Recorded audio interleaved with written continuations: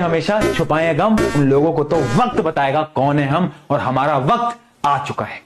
अपना वक्त तुम खुद लाओगे, ठीक है? चलो। विजयी वही होता है जो रात दिन अपने को कूड़ा कर दे, मेहनत करके अपने को कूड़ा कर दे, वही हीरा बन के चमक जाता है। और जो आलस्य प्रमाद है ना, मनुष्य जीवन इसके लिए बहुत कीमती श्वास है।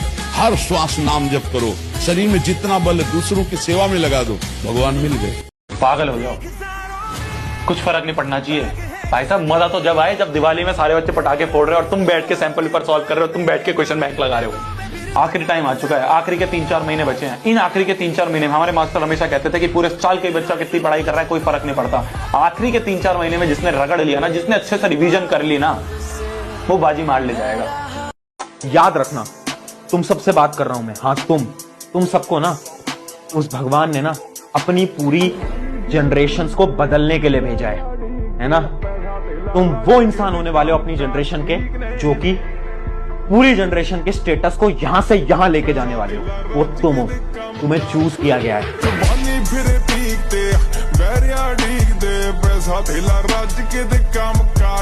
जब पढ़ो तो इतना खो जाओ कि भाई साहब बाकी चीजें दिमाग में आए ही ना। बस केवल एक ही बात याद रहे कि भाई साहब हमें रोज का रोज होमवर्क करना है, रोज का होमवर्क रोज करना है, रोज की क्लास रोज अटेंड करनी है और प्रॉपर रिवीजन के साथ।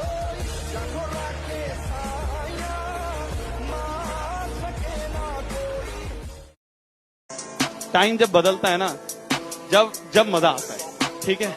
और ये सब जब भी पॉसिबल हो पाता है जब तुम अपने गोल के लिए, अपना जो भी चीज तुम्हें मेहनत करनी है उसके लिए फोकस करो। तुम सबके लिए एक ना एक चीज लिखी हुई है ऊपर वाले ने, और वो तुम्हें मिल जाएगी। बस वो ये देखता है ऊपर वाला कि क्या तुम उसके लिए मेहनत कर रहे हो।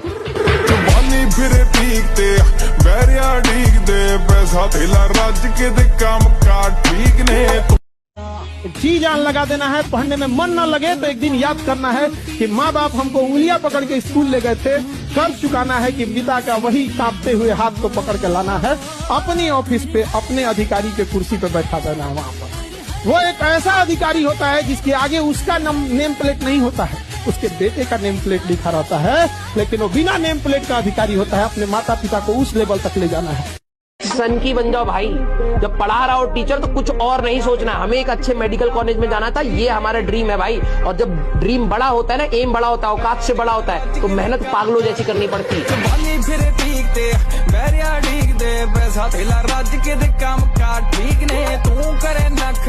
मैं कह रहा हूँ हैबिट बनाइए, रात को 3 बजे भी उठ के किसी दिन पढ़ना पड़ जाए कि अगले दिन टेस्ट तो पढ़ेंगे।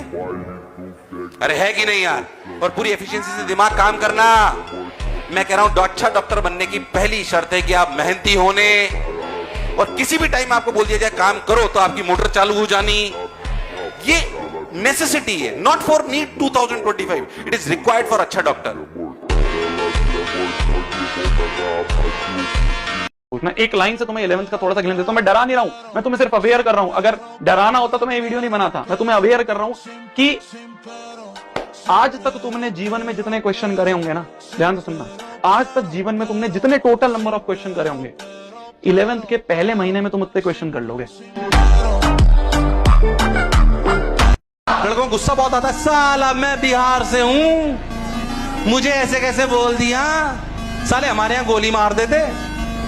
गुस्सा ही बहुत आता है, और इस उम्र में आता है, नॉर्मल बात है, मुझे भी आता था। पर मैं कह रहा हूं इस गुस्से को काबू में रखिए। ये गुस्सा आपका वाकई एंगर में नहीं निकलना चाहिए, ये आपकी ताकत बनना चाहिए पढ़ने में। कि मुझे किसी ने बोल दिया तू किसी लायक नहीं है, साला उसको तमाचा उस दिन मारूंगा जिस दिन व्हाइट कोट पहन के आऊंगा। अरे क्या छोड़ना यार, सच्चाई है ये बात। इंडिया में जितने प्रकार के लोग हैं और जितनी प्रकार की विचित्र बीमारियां हैं, इतनी मिलना किसी देश में संभव। ये जो डॉक्टर क्यों अच्छे माने जाते हैं? यूपी में भाई साहब भर के भीड़ आती है, वहां भर के, और विचित्र प्रकार की बीमारियां। मतलब मैं सही बता रहा हूँ आपको, मतलब वाकई एक्सपीरियंस होता है। वो भाई साहब मेरे को वहां पे गैस्ट्रिक प्रॉब्लम हो गई थी, मेरा पता नहीं कितने डॉक्टर दिखा लिया, बीच में डॉक्टर ने दिखाया, उसने एक गोली दी, 2 दिन में ठीक हो गया मैं।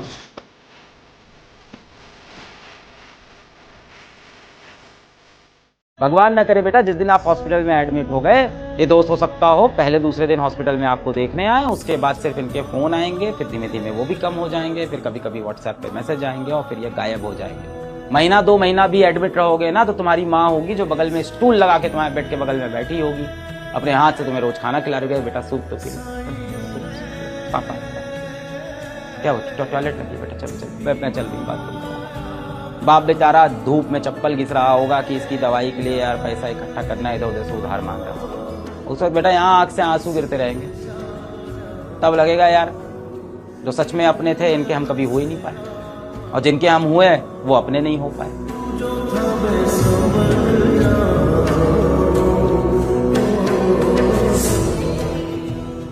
कि जिस दिन हम सेलेक्ट होंगे सब लोग हमें सर पे चढ़ा ले, ना हम ये चाहते, ना अपमान का भय। जिस दिन हम नहीं सेलेक्ट होंगे लोग हमें कुछ बोलेंगे, हमें उसका भी कोई डर नहीं है। ना सम्मान का मोह, ना अपमान का भय, यूं ही चला चल, निश्चित है तेरी विजय। तुम लोगों की दिक्कत यही है, ठीक है? तुम्हारे जिंदगी का पर्पस अभी के लिए सिर्फ 2 साल के लिए पढ़ाई ज्यादा होना चाहिए, लेकिन तुम लोग खाने और पैखाने में ही खत्म हो। तो ज्यादा खा लिया, पेट जल रहा, अब जाना पड़ेगा। पापा जनरली कहते हैं ना कि लड़के थोड़ा लेट बोलना स्टार्ट करते हैं और लेट चलना स्टार्ट करते हैं। मैं बहुत लदभेसर टाइप का बच्चा था, पापा मुझे बताते हैं। मैं पानी पता है मतलब 6ठी क्लास तक भी मैं स्कूल में जाके जब होता था ना कि ऐसे करके बोलना होता था, मैं आई गो टू ड्रिंक वाटर, मैं ऐसे करता था भाई, ऐसे करता था मैं। मेरे को बचपन से मेरे को ये था, पानी को मैं ऐसे करता था तो मैं कोई सामने जाके कर रहा भाई, एक्सपेल होते बचाओ। दिल्ली में था तो उन्होंने मुझसे कहा है बिहारी, गोरखपुर यानी बिहार। तो मैंने कहा हाँ बताओ। तो कहे बदमाश हो। हमने कहा दिखाई नहीं पड़ रहा है।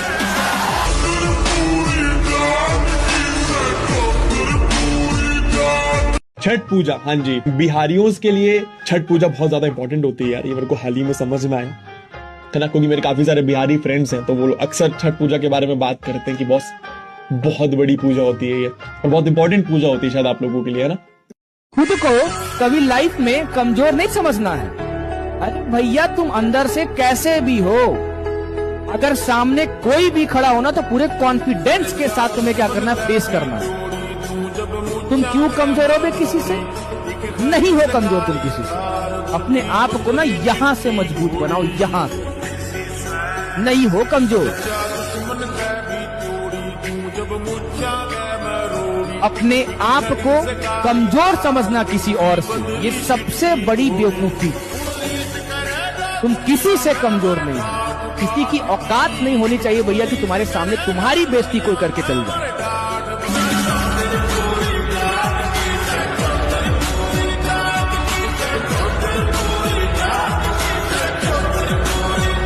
फालतू का घमंड मत पालना। अंग्रेजों को भी अपने कपड़ों पर बहुत घमंड था, आज वैसे कपड़े बैंड बाजे वाले पहनना है हमारे। कि जब तक सफल हो ना जाओ मैं काम ही नहीं छोड़ूंगा। जब तक जिंदा हूँ मेरे को इधर सफल होने का है, तो जितनी बार भी असफल हो जाओ भैया फिर उठूंगा, फिर ललकारूंगा, फिर हुंकारूंगा, फिर लड़ूंगा, फिर जीतूंगा। राइट। लड़कों के लिए दोस्ती सब कुछ होती है। कितना खतरनाक कांड करके आएगा उसका दोस्त का कोई बात नहीं भाई, देखा जाएगा, हो जाता है। हकीकत मायने में लड़के दोस्त के पास नहीं जाते हैं। वो इंसान ही क्या जो छोटी मोटी मुसीबतों से हार जाए। अरे इंसान वो होता है जिसके सामने मुसीबतें आए तो बाप बाप करके भाग जाए कि साला इससे नहीं लड़ पाऊंगा। ये मजबूत इंसान, ये मजबूत इंसान, इससे नहीं लड़ पाऊंगा। अच्छे इंसान और अच्छी किताबें जल्दी समझ में नहीं आता है, वक्त लगाना पड़ता है। समझा गया? बहुत दूर तक जाना पड़ता है ये जानने के लिए कि करीब कौन था। अच्छे इंसान और अच्छी किताबें जल्दी समझ में नहीं आता है, वक्त लगाना पड़ता है। समझा गया? बहुत दूर तक जाना पड़ता है ये जानने के लिए कि करीब कौन था। सुनो, जो आदमी अपने हार पे रोए ना समझना उसने जीत के लिए ईमानदार तैयारी नहीं की थी साहब। अगर हार होने के बाद आपको रुलाई ना आए, मैं हार गया, मेरा एग्जाम नहीं हुआ, हाँ मैं अमीर नहीं बना और मैं रो नहीं रहा, हाँ मेरा काम नहीं हुआ और मुझे रुलाई नहीं आ रही, मैं रात में रो नहीं रहा और मुझे ऐसा नहीं लग रहा कि यार गलत हुआ, मुझे पछतावा किसको होता है? ईमानदार आदमी को होता है, जिसने मेहनत की हो, जिसने दिन रात एक किया हो राइट अपने काम में, उसको पछतावा होता है। रिजल्ट ना मिलने के बाद लोग कहते हैं रो मत। कैसे ना रोए भाई? अगर किसी ने मेहनत की है, अगर किसी ने जान लगाई है भैया, अगर उसको रिजल्ट नहीं मिलेगा वो रात में रोएगा, रात भर रोएगा। हाँ ये जरूर है, सुबह होने से पहले आंख के आंसू पोंछेगा और फिर से बोलेगा मैं झुकेगा।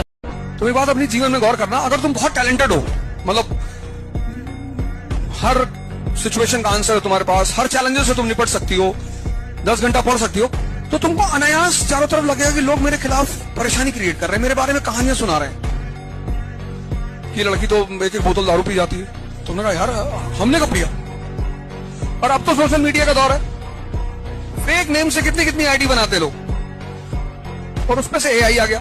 सबको जहां जाना था वहां चले गए, लेकिन आप एक कोरा कागज हैं, आप जाने न जाने कितने आगे जाएंगे। सारे बच्चों से कहते हैं अपने लुक से ज्यादा बुक पर ध्यान देना। आपकी सफलता इतनी होनी चाहिए कि आपका दुश्मन भी कहे कि हमारे जान पहचान का यह इंसान है। कि आने वाले वक्त में लोग आपकी खैरियत नहीं, आपकी हैसियत पूछने आएंगे, और ये बहुत मतलबी है।